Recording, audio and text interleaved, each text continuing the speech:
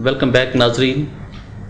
اس وقت گفتگو کر رہے تھے بریک سے پہلے bishop of Pakistan reverend Nazir Alam صاحب, اور وہ گفتگو کر رہے تھے اپنی ہائپوتھیسس, اپنی ان پٹ, اپنی آبزرویشنز دے رہے تھے اس واقعے پر.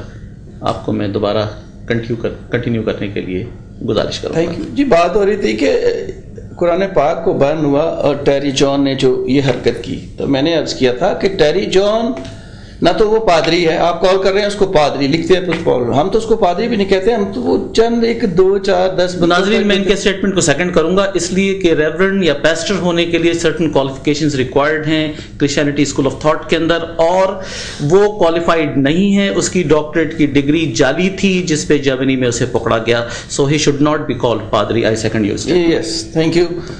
وہ ٹیری جان کوئی اتنا فیمس نہیں ہے, اس نے من گھڑت مینٹل کیس ہے کوئی جس نے انہوں نے 4 لابی کر لی. اس میں میں جو جہاں تک میری اپنی, آپ ہمارے بھائی ہو, صاحب سب علم ہے, اور میری جو اپنی آبزرویشن ہے کہ ہمارے ملک کو, پاکستان کو, پہلے عرض کر چکا ہم پاکستانی ہیں, ہم پیدا یہاں پہ ہیں, ہمارا سارا کچھ یہاں پہ ہے, ہم امریکہ کو تھوڑی دیکھ رہے ہیں. آج تک تو ایسے سانحہ نہیں پیش ہوئے, ابھی کیوں جنم لے رہے ہیں؟ وہ جنم لے رہے ہیں کہ اس کے پیچھے لابی, کبھی بلیک وارڈر کی صورت میں, کبھی کس صورت میں, کبھی کسی صورت میں. ہمیں تو وہ آپس میں امن میں اور سکون میں نہیں رہنے دے رہے, تو ہم آپس میں کیوں, میری نہیں سمجھ آئی. ایک بات میں ہٹ کے تھوڑا سی موضوع یہ ہے, روح اللہ بھی مانتے ہیں, مسیح یسوع کو روح اللہ بھی مانتے ہیں, تو روح اللہ کے ماننے والوں کا ایمان بھی کمپلیٹ نہیں ہوتا. تو جب روح اللہ کو مانتے ہیں تو روح اللہ کے ماننے والے کیا اس طرح کی گنونی حرکت کر سکتے ہیں؟ وہ چاند یہودی, وہ ٹولہ اور یہودیوں کے پیچھے لابی جو مسلمان, اور مین چیز جو مسلمان اور کرسچن کو وہ دیکھنا نہیں چاہتی, یہ سارا اسی کا کیا جا رہا ہے. اور وہ ہمیں کبھی بھی چین سے نہیں, ان کی کوشش یہ ہے کہ کبھی کدھر سے آ جاتے ہیں, کبھی کہیں سے آ جائیں گے, کیوں ہمیں وہ چھیڑ رہے ہیں. ناظرین یہ بشپ آف پاکستان کا پوائنٹ آف ویو ہے, لیکن ایک بات میں آپ کے لیے اضافی نالج میں دوں, وہ یہ کہ ٹیری جونز نے 2 بڑے اسٹیٹمنٹس دیے. قرآن کریم کو اس نے ڈیسیکریٹ کیا, اور تلمود کو ڈیسیکریشن کے لیے اس نے کہا. تلمود قرآن کریم کی انٹرپریٹیشن جو اسلامک لا میں ہوتی ہے اس کو ہم شریعہ کہتے ہیں, جو قرآن کریم سے ڈرائیو کی جاتی ہے. اور وہ لا جو تورات سے ڈرائیو کی جاتی ہے, the law derived out of Torah is called Talmud, اس کو تلمود کہتے ہیں. تو تلمود کو بھی برن کرنا یہ چاہتا تھا. تو شاید اس کے اندر یہودی لابی کی انوالومنٹ کہاں تک ہے یا نہیں ہے یہ فیصلہ آپ کریں گے, لیکن تلمود کو بھی اسے برن کرنا تھا. اور امریکن سوسائٹی کے اندر انٹرفیتھ ڈائلاگ میں ناظرین ہمارے ساتھ ایک بڑی ڈیفیکلٹ سچویشن کا ہم شکار ہوتے ہیں کہ outside America there is conflict of interest between the Muslims and the Jews in the contemporary world.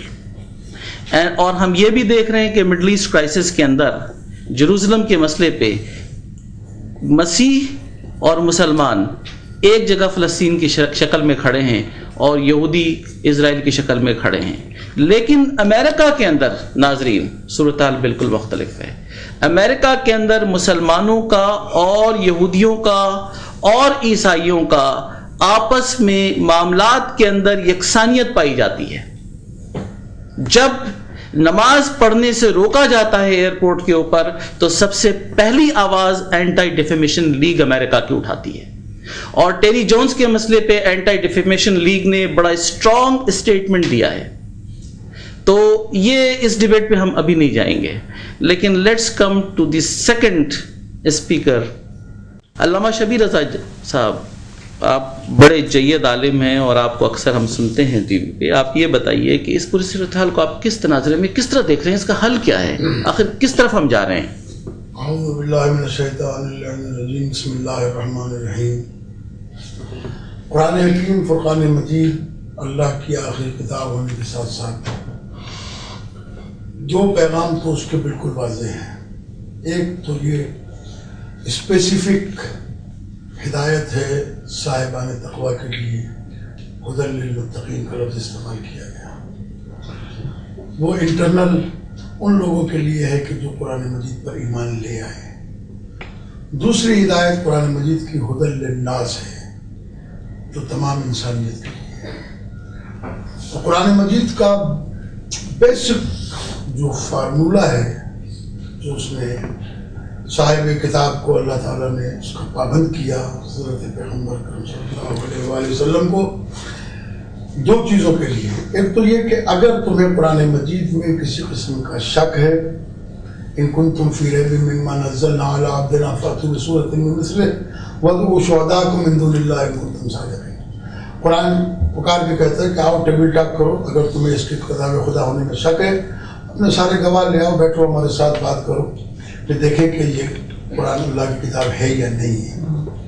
ایک طرف یہ، دوسری طرف یہ کہ جب بلایا جاتا ہے تو پھر سرکار ختم مرتبہ صلی اللہ علیہ وآلہ وسلم کو یہ حکم دیا جاتا ہے کہ ادعو الی سبیل ربک بالحکمۃ والموعظۃ الحسنہ وجادلھم بالتی ہی احسن، کہ اللہ کے راستے کی طرف لوگوں کو بلاؤ احسن طریقے سے، اگر تمہاری ڈیبیٹ ہو تو اس کے اندر نرم لے جاؤ اور پولائٹ اور پیار کے ساتھ اور علمی دلائل کے ساتھ ان کے ساتھ بات کرو۔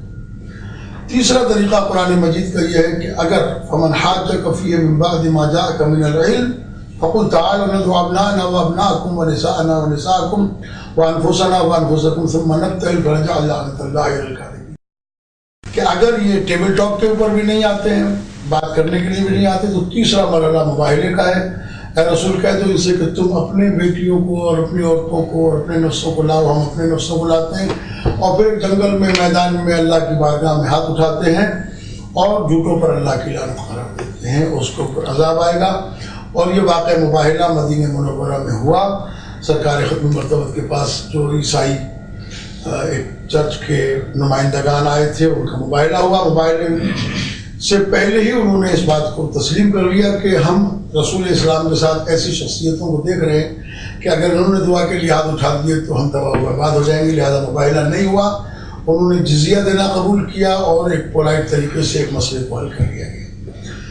قرآن مجید کی مکمل تعلیمات جو ہیں وہ ہمیں جس راستے کی طرف نشاندہی کر رہی ہے وہ یہ ہے۔ آج کا جو موجودہ صورتحال ہمارے سامنے ہے وہ یہ کہ اس وقت پوری دنیا کا سینیریو ایک طریقے سے چینج ہو رہا ہے، اور اس چینجنگ کے اندر ہمارے پاس جو میڈیا کے حوالے سے اور پریزنٹ سچویشن ہمارے سامنے آتی ہے وہ یہ ہے کہ افغانستان کا مسئلہ ہے، فلسطین کا مسئلہ ہے، شام کا مسئلہ ہے، یمن کا مسئلہ ہے، بحرین کا مسئلہ ہے۔ ہمارے پاس یہ سارے مسائل موجود ہیں۔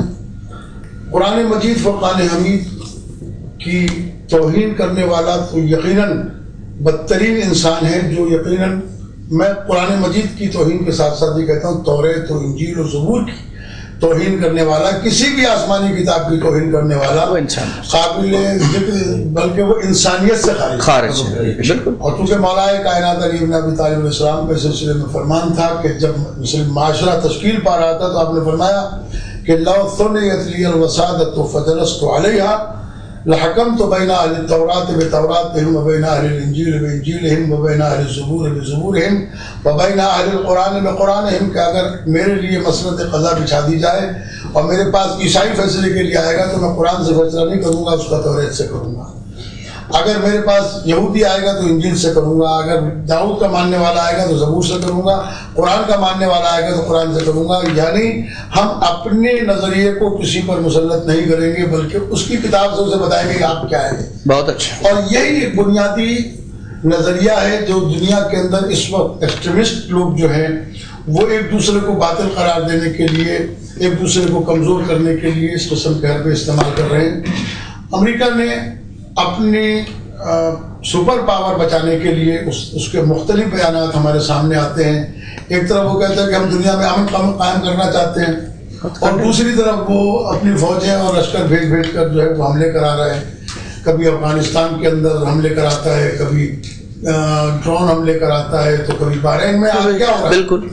لیکن اس کے ساتھ ساتھ اس میں مجرم ہمارے وہ حکمران بھی ہیں جو امریکہ کی پالیسی پر چلتے ہوئے اپنے ہاتھوں سے مسلمانوں کا خون بہا رہے ہیں. آج بحرین کے اندر خون بہ رہا ہے مسلمانوں کا، تو امریکہ مسلمانوں کے ہاتھوں سے ہی بہا رہا ہے. وہاں پر اس نے اپنے لشکر کو پیچھے رکھا ہوا ہے اور مسلمانوں کے لشکر کو آگے رکھا ہوا ہے. یہی لشکر بحرین گیا ہے، یہی لشکر فلسطین کیوں نہیں گیا؟ فلسطینیوں کو بچانے کے لیے یہودیوں سے. تو یہ ایک پوری دنیا کے اندر ایک سسٹم بنایا جا رہا ہے کہ مسلمانوں کو، یہودیوں کو، عیسائیوں کو لڑایا جائے. لیکن یہ طے شدہ بات ہے کہ انسانیت کا دل رکھنے والے، چاہے وہ یہودی ہوں، چاہے وہ عیسائی ہوں، چاہے وہ مسلمان ہوں، چاہے وہ کسی بھی فرقے سے تعلق رکھتے ہوں، وہ کم از کم اس بات کو پسند نہیں کرتے. اور یہ اس بات کی دلیل یہ ہے کہ ساری دنیا میں جو سارے مذاہب کے لوگ ایک دوسرے کے ساتھ مل کر رہ رہے ہیں، یہ اس کی سب سے بڑی دلیل ہے کہ عام انسان اس کو نہ قبول کرتا ہے، نہ اسے برداشت کرتا ہے، نہ یہ چاہتا ہے. ہمارے سامنے یہ گفتگو کر رہے تھے، بڑی ضخیم گفتگو انہوں نے کی کہ ہم اپنے طریقے کو کسی کے اوپر مسلط نہیں کرنا چاہتے ہیں. یہ بڑا کرکس آف دا میٹر تھا اس وقت.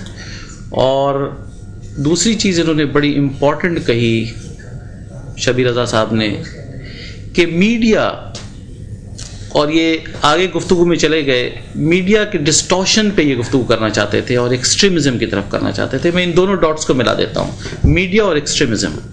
اس وقت میڈیا انٹرنیشنلی مسلمانوں کو ایکسٹریمسٹ ظاہر کر رہی ہے، اور یہ ایونٹ جو ہوا ہے یہ مسلمانوں کا نہیں ہوا ہے، اور یہ بھی ایکسٹریمسٹ ایکٹ تھا. تو کیا میڈیا بیلنسڈ رول پلے کر رہی ہے انٹرنیشنلی یا نہیں کر رہی ہے؟ میرا سوال جماعت اسلامی کے رہنما نصر اللہ شریف صاحب سے. صاحب کا شکریہ کہ آپ نے موقع فراہم کیا کہ اس حساس موضوع پر میں اپنی رائے آپ کے سامنے رکھوں. جو گفتگو یہاں پر ابھی ہمارے 3 رہنماؤں نے کی ہے، تو اس کو تسلسل کو آگے بڑھانا چاہتا ہوں. مسئلہ صرف ایک میڈیا کا نہیں ہے کہ اس کا جانبدارانہ رول ہے. اقوام عالم کے جتنے ادارے ہیں ان کا کردار، اور اس کے ساتھ ساتھ جو انتظامیہ ہیں، جو ریاستیں ہیں، حکومتیں، ان کا کردار.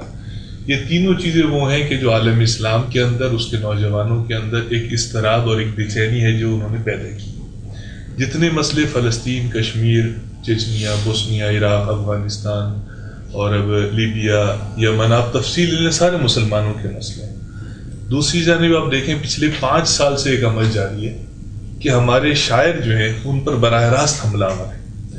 سلمان رشدی کی آپ نے بات کی، آپ نے اپنی ایک اسپیچ کی بات کی، لیکن وہی سلمان رشدی ہے جس کو حکومت برطانیہ نے سر کا خطاب کیا ہے.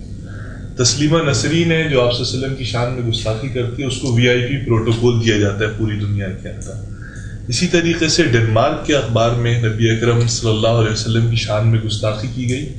42 ممالک کے اخبارات نے اسے اظہار رائے کی آزادی کے نام پر، ہیومن رائٹ کے نام پر اس کو جو ہے وہ شائع کیا، اور کوئی اقوام عالم کے اداروں نے اپنا رول پلے نہیں کیا.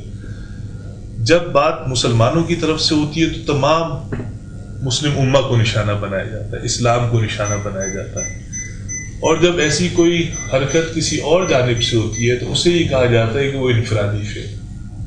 اس انفرادی فعل کو روکنے کے لیے حکومت امریکہ نے کیا اقدامات کیے؟ پہلے بھی اس نے یہ کوشش کی تھی، یہ فرسٹ اس کی ایفرٹ نہیں ہے، اس نے پہلے بھی کوشش کی تھی. اس دفعہ پھر اس نے کوشش کی، اور یہ عمل ایسا نہیں تھا کہ بہت مختصر عرصے کے لیے ہو، ایک طویل عمل تھا جو پورا ہوا ہے. حکومت امریکہ کو جو رول پلے کرنا چاہیے تو اس نے وہ رول نہیں پلے کیا. آپ اس کو تسلیم کریں. بات ابھی عوام کی نہیں ہو رہی، حکومتوں کی، میڈیا کی اور انتظامیہ کی کوئی رول پلے نہیں کیا. بالکل ٹھیک ہے. اور آپ دیکھیں دوسری جانب صورتحال یہ پاکستان کے اندر آسیہ نامی خاتون نے، اگر اس نے کیا تو اس پر قانون حرکت میں آیا. اس پر باراک اوباما صاحب نے بھی بات کی کہ امریکہ کے حوالے کر دیا جائے، پوپ صاحب نے بھی بات کی.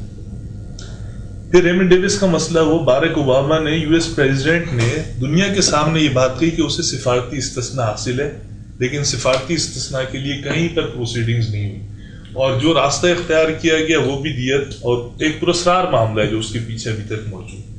تو میں جو بات آپ کے سامنے کہنا چاہتا ہوں یا اپنا سوال اٹھانا چاہتا ہوں آپ کے سامنے، پوری دنیا کے سامنے، کہ جو عالم اسلام کے مسائل ہیں، امت مسلمہ کے مسائل ہیں، شاعر اسلام کی بے حرمتی ہو رہی ہے، اگر عالمی ادارے خاموش ہیں، جو حکومتیں ہیں وہ خاموش نہیں بلکہ جانبدارانہ رول پلے کر رہی ہیں، تو پھر امت مسلمہ کیا سوچے، کیا سمجھے؟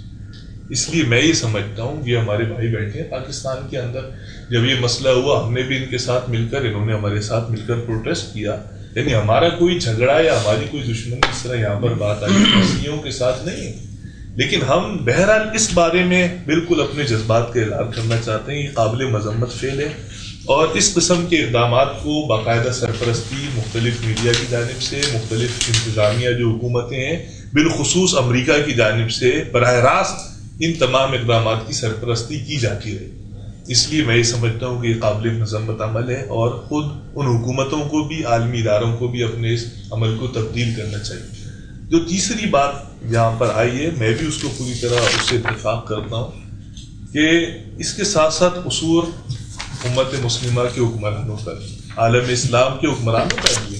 60 کے قریب اسلامی ممالک موجود ہیں، لیکن کوئی مؤثر رول جو اس حوالے سے انہیں پلے کرنا چاہیے تھا پچھلے 5 سالوں میں، اس سے پہلے جو عالم اسلام کے مسائل ہیں، بدقسمتی یہ ہے کہ ہمارے حکمرانوں نے بھی کوئی مؤثر کردار ادا نہیں کیا ہے، بلکہ انہوں نے بھی ایک طریقے سے جو عالمی سامراج ہے اس کی غلامی کو امریکہ کی اختیار کیا ہے، اور اس کا یہ نتیجہ نکلا ہے کہ آج ہماری نوبت یہاں تک پہنچ گئی ہے کہ اب براہ راست جو ہماری عقیدتوں کے مراکز ہیں، وہ جو ہماری اساس ہیں، ہماری بنیادیں ہیں، اس پر جو ہے آج سامراج جو ہے وہ حملہ آور ہے. اور میں اس کی شدید مذمت بھی کرتا ہوں، اور میں یہ سمجھتا ہوں کہ پاکستان کے حکمرانوں کو بھی چاہیے کہ وہ اس رول کو اپنے بڑھائیں، اور پوری دنیا کے مسلمان ممالک ایک جگہ بیٹھیں، اور عالمی اداروں کو بھی چاہیے کہ ایسی قانون سازی کریں کہ اس طرح کا کوئی عمل آئندہ نہ ہو جس کے نتیجے میں پوری دنیا کا امن جو ہے وہ تباہ. نصراللہ شہید صاحب سے ناظرین میں ایک سوال کرنا چاہوں گا. ترکی یورپ کے اندر واحد اسلامی ملک ہے. یورپین یونین ترکی کو اپنا پارٹ نہیں بنانا چاہتی ہے. امریکن ایڈمنسٹریشن اور امریکن انتظامیہ مستقل کوشش کر رہی ہے کہ ترکی کو EU کے اندر شامل کیا جائے. اس کو آپ کس نظر سے دیکھتے ہیں؟ چند سال پہلے تک کیا کچھ نہیں کیا یورپی یونین میں شمولیت کے لیے، لیکن یورپی یونین نے اس کو نہیں اپنے اندر شامل کیا، اور نہ وہ کرنے جائے گی آگے. تو امریکہ کے اس کے ساتھ جو ٹریڈ کا مسئلہ ہے اور جو نمائشی اقدامات ہیں، تو آپ یہ سمجھتے ہیں کہ یورپین یونین اور امریکن انٹرسٹ کے اندر کانفلکٹ آف انٹرسٹ ہے؟ میں یہ سمجھتا ہوں کہ اس وقت کی جو ٹرکش لیڈرشپ ہے خود اس کے سامنے بہت سارا اس کا اپنا ایجنڈا ہے جس کو وہ لے کر چلے. اس وقت میں اب دعوت دوں گا اس سلسلے میں ان پٹ لینے کے لیے سرپرست سنی علماء کونسل حضرت مولانا محمد صدیق قادری صاحب. آپ بڑے صبر کے ساتھ اس گفتگو کو سن رہے تھے ناظرین، اور اس سے پہلے انہوں نے بڑا وارم اپ کر دیا تھا یہاں سیشن سے پہلے، اور آپ کے جذبات ہمارے لیے سر آنکھوں پر. میں آپ کا ان پٹ لینا چاہوں گا قرآن کریم کی بے حرمتی پہ. بسم اللہ الرحمن الرحیم.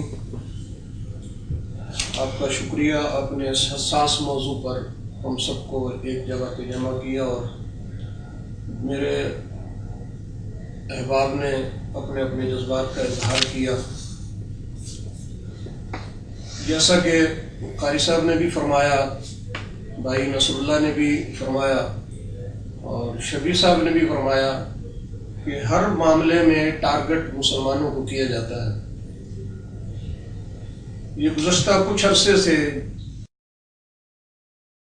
تسلسل کے ساتھ سرکار کی شان میں گستاخیاں ہو رہی ہیں. قرآن مجید فرقان حمید کی توہین اور بے حرمتی اس انداز سے اس سے پہلے شاید کبھی بھی نہیں ہوئی.